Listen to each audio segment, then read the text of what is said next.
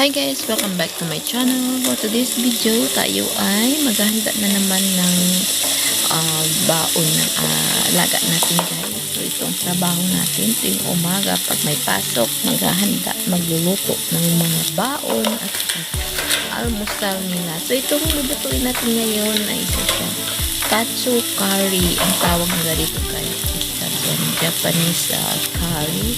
Yung kanina yung pinakita yan, yung brown na isa Japanese paste. Pero parang naka-cube siya guys. So yan, imimix lang natin yun dyan. Tapos mag-melt lang yan siya. So malasa na yan siya guys. May timpla na yan. So kung ano, dagdagan mo lang kukunasin. So haluan natin ng carrots at patatas. Siyempre, isa natin sa sibuyas. Yung parang ganyan. Tapos ihalo lang natin yung paste na yan.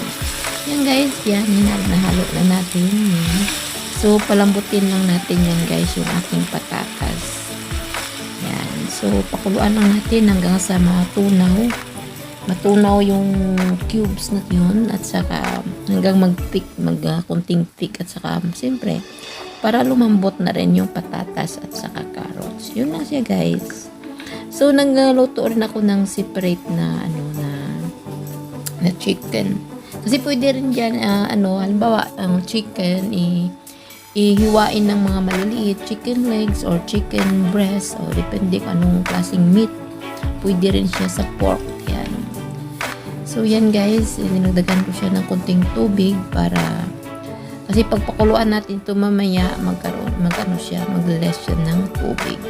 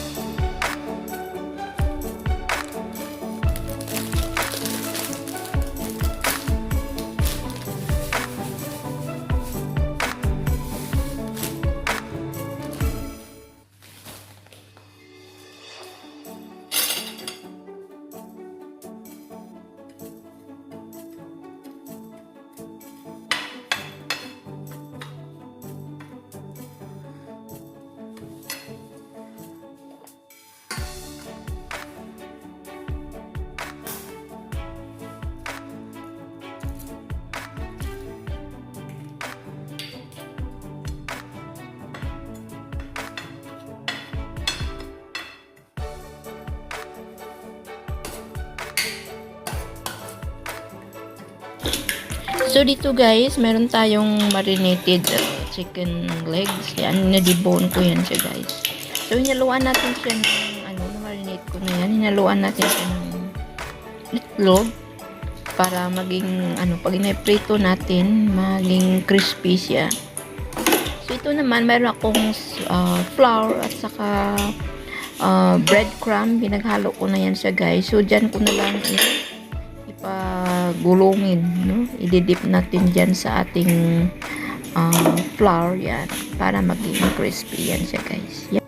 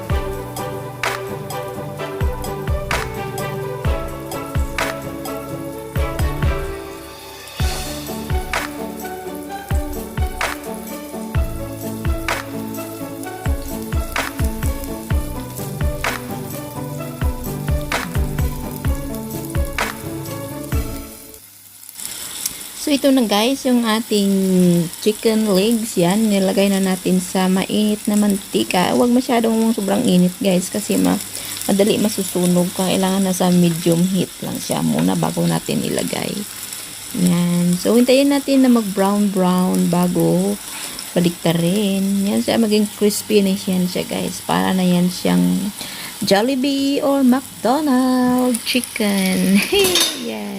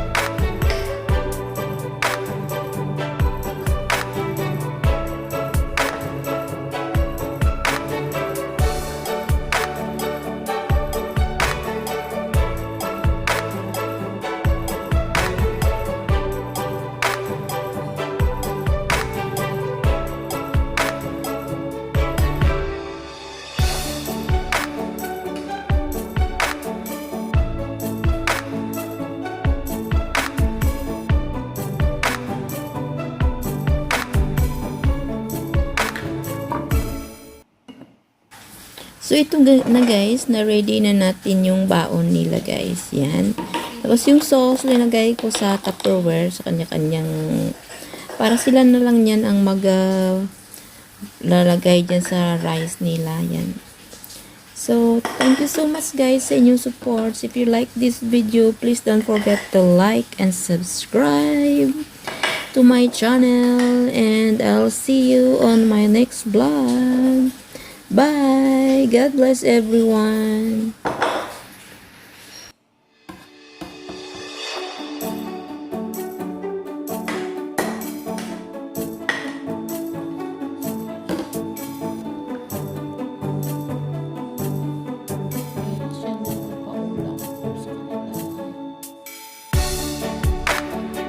Yan na guys, yung baon nila ngayong araw. Yan.